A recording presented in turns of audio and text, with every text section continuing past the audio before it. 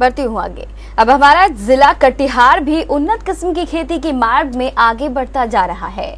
अब कटिहार जिले में भी दार्जिलिंग और एनजीपी जिलों की तरह चाय की खेती होने लगी है। ये काम आरंभ किया है बलरामपुर के दो भाइयों ने। ये दोनों भाई ओम कुमार और राजकुमार पेशे से किसान हैं। इन दोनों ने बलरामपुर के डेकी गांव में चाय की खेती प्रारंभ कर दी है, और वो भी बिना किसी सरकारी मदद से।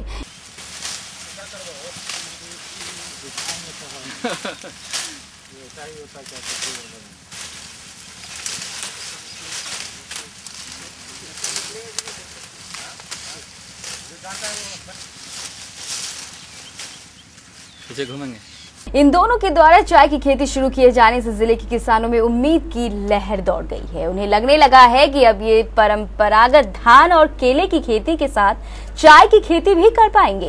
पहले तो मेरे पापा बिहार में जन्म लिया था और बंगाल में नौकरी करता था, जहाँ पे चाय का खेती होता है। तो वहीं से देख के हम लोगों का मन में कुछ जगह, जो हमारा जो पुश्तैनी ज़मीन है उसमें धान वान तो ठीक से होता नहीं है, बार बार आके बाढ़ से प्रभावित होता है।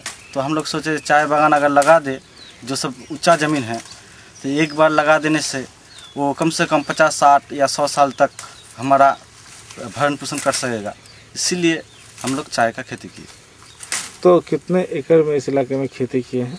अभी तक हम लोग 2.5 एकड़ से 3 एकड़ तक किए हैं, और आगे देखें क्या होता है। हमारा कटिहार जिला किशनगंज के बाद बिहार का दूसरा जिला बन गया है, जहां चाय की खेती होने लगी है। फिलहाल दोनों किसान भाइयों ने अपनी 7.5 एकड़ जमीन पर चाय की खेती लगाई है। जिला उद्यान पदाधिकारी ने भी जिले में चाय की खेती को बढ़ावा देने के लिए सरकार से पत्राचार करने का आश्वासन दिया है।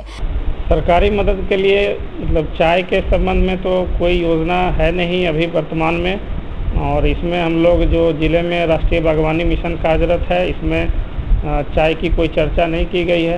इस संबंध में हम लोग प्रयास करेंगे कि राज्य स्तर से यदि किसी प्रकार का सपोर्ट होता है तो हम लोग विभाग को लिखेंगे और प्रयास करेंगे कि उनको जैसे प्लांटेशन बढ़ाना, रकबा हमको बढ़ाना है यदि, तो जिस तरह हम लोग आम का, केला का, इस तरह फसल रकबा बढ़ाने के लिए किसानों को अनुदान देते हैं, उसी तरह चाय के रकबा बढ़ाने के लिए और उनको प्रशिक्षण दिलाने के लिए जो है हम लोग बिहार सरकार को लिखेंगे। अगर सब कुछ सामान्य रहा तो वह दिन दूर नहीं जब हम अपनी ही सरजमी पर उपजी चाय का स्वाद ले सकेंगे।